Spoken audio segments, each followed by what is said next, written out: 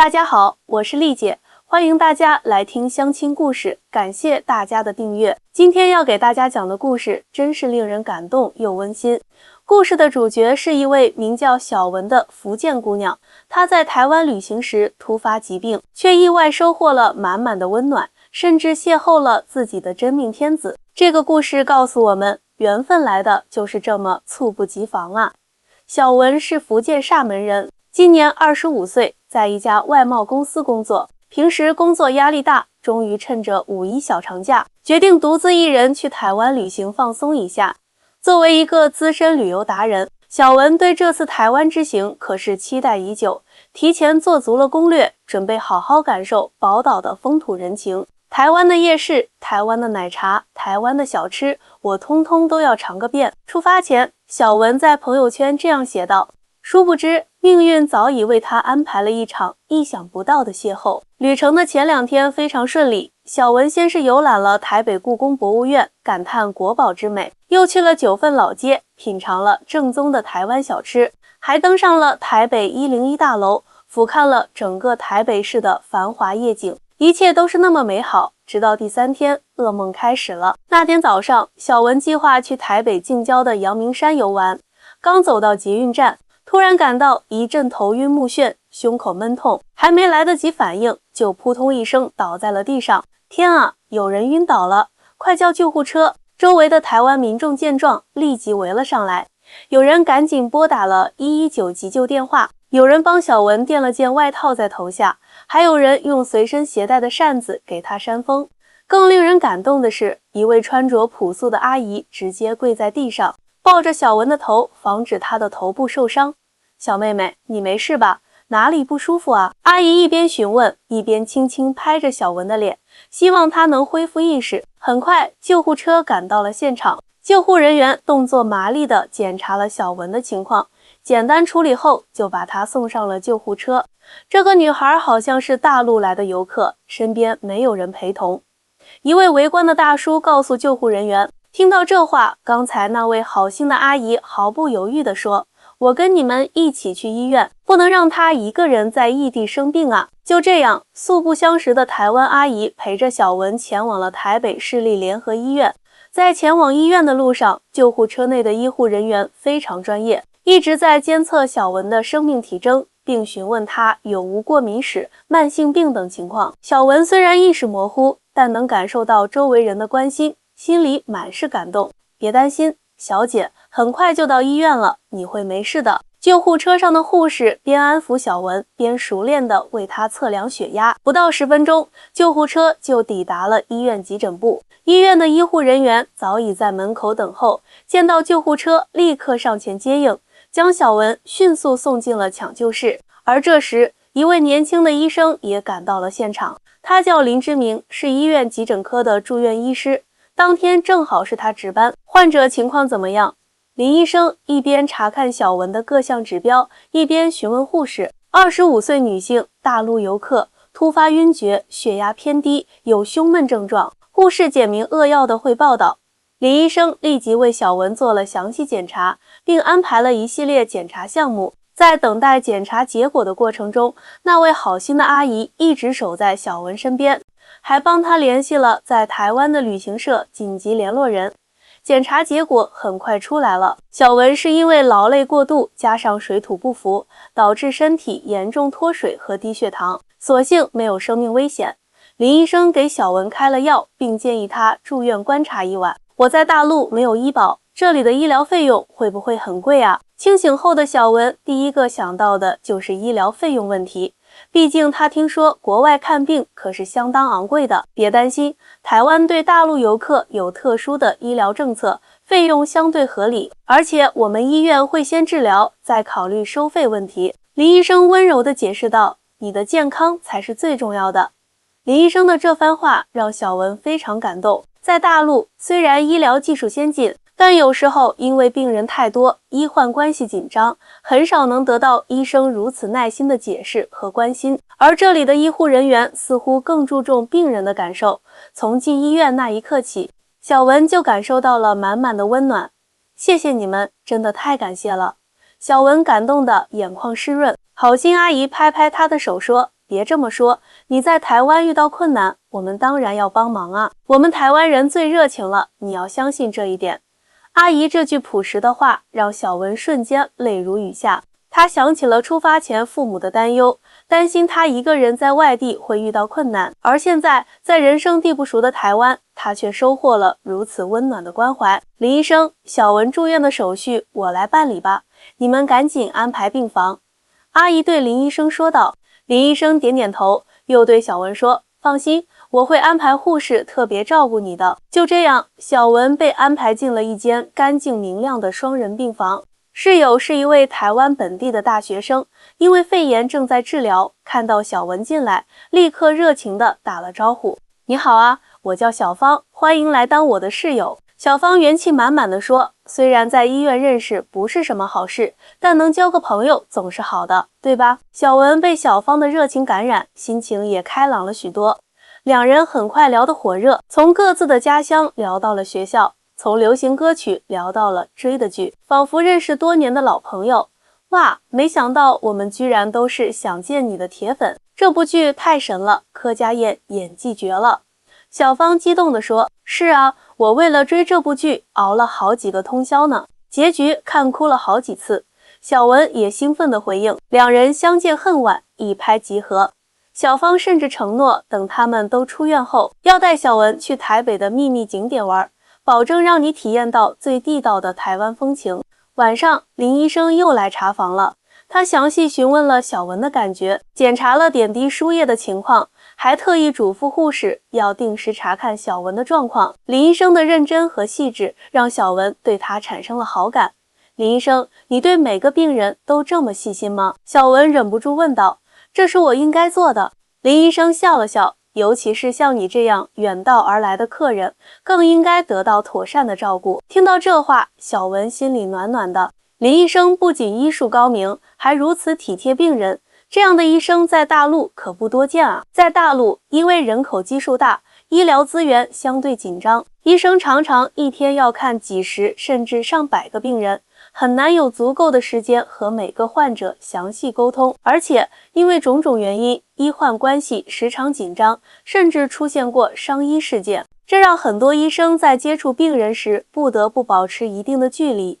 但在台湾，医患关系似乎更加和谐，医生有更多时间倾听病人的需求，护士的服务态度也更加亲切。小文记得，护士长还特意安排了一位会说普通话的护士来照顾他，就是为了方便沟通。林医生，我想请教一个问题。小文犹豫了一下，还是问出了口。台湾的医疗费用大概是多少啊？我有点担心负担不起。林医生坐下来，耐心地解释道：“你是外地游客，没有健保卡，所以费用会比台湾本地居民高一些，但对比国际水平，台湾的医疗费用还是很合理的。你这种情况，包括急诊、检查和住院一晚，大约需要新台币8000元左右，折合人民币不到2000元，这么便宜。”小文惊讶地说：“我以为至少要上万元呢。台湾的全民健保覆盖了大部分医疗费用，即使是外国游客也能享受到相对合理的价格。”林医生解释道：“而且我们医院对大陆游客有专门的医疗协助项目，可以帮你申请一定的费用减免。”小文感到非常惊讶，在他的印象中，国外看病都是非常昂贵的，没想到台湾的医疗费用竟然如此亲民，而且服务还这么好，医护人员如此亲切专业，真的太感谢了，林医生。小文由衷地说，在台湾生病，反而让我看到了台湾医疗的另一面。林医生微笑着说：“医者父母心，这是我们的责任。你好好休息，明天应该就能出院了。”说完，林医生又叮嘱了几句注意事项，才离开病房。而小文望着林医生离去的背影，心里有种说不出的感觉。小文，你是不是对我们林医生有好感啊？小芳眼尖的发现了小文的心思，打趣道：“哪有啊？”小文赶紧否认，脸却不自觉的红了。我看你俩挺配的。林医生是我们医院出了名的黄金单身汉，医术好，人又温柔，追他的护士小姐可不少呢。小芳笑着说：“不过他好像一直没交女朋友，听说是工作太忙了。”这番话让小文心跳加速，但他很快就摇摇头。别开玩笑了，我只是个来旅游的大陆游客，过几天就要回去了，哪来的可能啊？缘分这种事情，谁说得准呢？小芳神秘地眨眨眼。夜深了，小文却睡不着。他想起了今天的经历，从突然晕倒到被热心的台湾民众救助，再到遇见细心的林医生，一切如梦似幻。他拿出手机给家人发了消息报平安，并简单讲了今天的遭遇。太吓人了，要不要爸妈飞过去照顾你啊？父母立刻回复道：不用担心，我已经没事了，医院的医生护士都很照顾我，明天就能出院了。小文安慰父母道，其实他知道台湾和大陆之间的航班并不是随时都有，父母就算想来也不是那么容易。第二天一早，林医生就来查房了。他检查了小文的各项指标，满意的点点头，恢复的不错，今天就可以出院了。不过出院后要注意休息，不要太劳累，多喝水，按时吃药。林医生叮嘱道。谢谢林医生。小文感激地说，不知道出院手续怎么办理，我已经安排好了，护士一会儿会带你去办理。林医生说完，似乎还想说什么，但犹豫了一下，最终只是微笑着点点头就离开了。小文有些失落，他本以为林医生会多留一会儿，或者问问他接下来的行程，但他似乎很忙，只是例行公事的查了房就走了。别伤心了，他肯定是有急诊要处理。小芳看出了小文的情绪，安慰道：不然我帮你要他的联系方式。不用了，不用了。小文连忙摆手，我们只是医患关系，不能打扰他的工作。就在这时，护士推着一辆轮椅进来了。小文小姐，可以办理出院手续了。医院规定，病人出院需要坐轮椅到大厅，这是为了你的安全。小文点点头，跟小芳道别后，坐上轮椅离开了病房。办理出院手续的过程很顺利，台湾医院的电子化程度很高，各项流程都很清晰。护士还特意用普通话跟小文解释每一项费用，确保他完全理解。最终，小文的医疗费用是新台币7800元，折合人民币不到1800元。这个价格比他想象的要低很多。在大陆的3甲医院，类似的急诊加住院费用可能要2-3千元人民币。小文小姐，这是你的药，一共3天量，这是服药说明，我都标注得很清楚了。如果有任何不舒服，随时可以回医院复诊。护士细心地说道。谢谢你们。小文真诚地道谢。这时，那位昨天陪他来医院的阿姨居然也来了，她带来了一些水果和点心。小妹妹，听说你今天出院，我特地来看看你，这些是台湾的特产，你尝尝看。阿姨，您太客气了。小文感动的不知道说什么好。您昨天已经帮了我那么大的忙，今天还特意来看我。别这么说，你一个人在台湾生病，我们当然要关心啦。阿姨慈祥地说，你接下来有什么安排？要不要我帮你联系旅店？小文想了想，说，我原本订的旅店应该还能住，我打算休息1-2天再继续我的行程。谢谢阿姨的关心。那好，这是我的电话，有什么需要随时联系我。阿姨把你当自己女儿看待。阿姨掏出一张纸条，写下了电话号码。小文接过纸条，眼眶湿润了。他从未想过，在异国他乡竟能遇到如此热心的人，让他感受到如家人般的温暖。就在这时，林医生匆匆赶来。小文，你等等。小文惊讶地回头，看到林医生气喘吁吁地跑过来，手里还拿着一个纸袋，这是一些台湾的特效药膏，对扭伤和肌肉酸痛很有效，你旅行在外可能会用到。林医生递给小文，还有，这是我的名片，上面有我的联系方式，有任何医疗问题可以随时联系我。小文接过名片，心跳加速。林医生的这个举动明显超出了医患关系的范围，这是不是代表着什么？谢谢林医生。小文害羞地说，你对每个病人都这么好吗？不是的。林医生直视小文的眼睛，坦诚地说，我只是觉得你一个人在台湾旅行挺不容易的，希望能帮上一点忙。而且他停顿了一下，我很想多了解你一些。这句话让小文的心跳几乎停止。这是表白吗？在医院大厅，在他出院的时候，我也很想多了解台湾，了解台湾的医疗系统。小文支支吾吾地说，不敢直接回应林医生的情意。那太好了，林医生似乎松了一口气，我明天休息，如果你身体允许的话，我可以带你去参观一下台北市的几个著名景点，顺便给你介绍一下台湾的医疗体系。好啊，小文几乎是脱口而出，随后又有些不好意思，不会耽误你的休息时间吗？能和你一起度过是我的荣幸。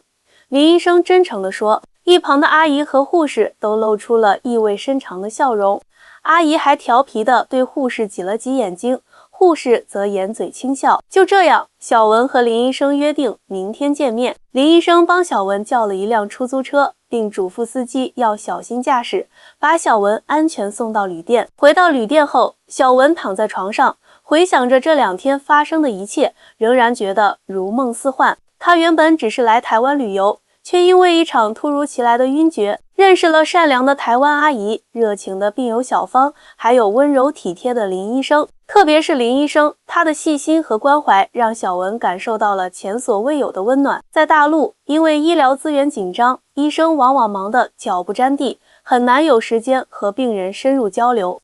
而林医生不仅在治疗上专业细致，还愿意抽出自己宝贵的休息时间，陪伴一个素不相识的病人游览台北。这种医者仁心的精神令人敬佩。小文拿出林医生的名片，犹豫了一下，还是加了他的社交软件。没想到林医生秒回了：到旅店了吗？休息的怎么样？有没有不舒服？林医生的关心让小文心里暖暖的。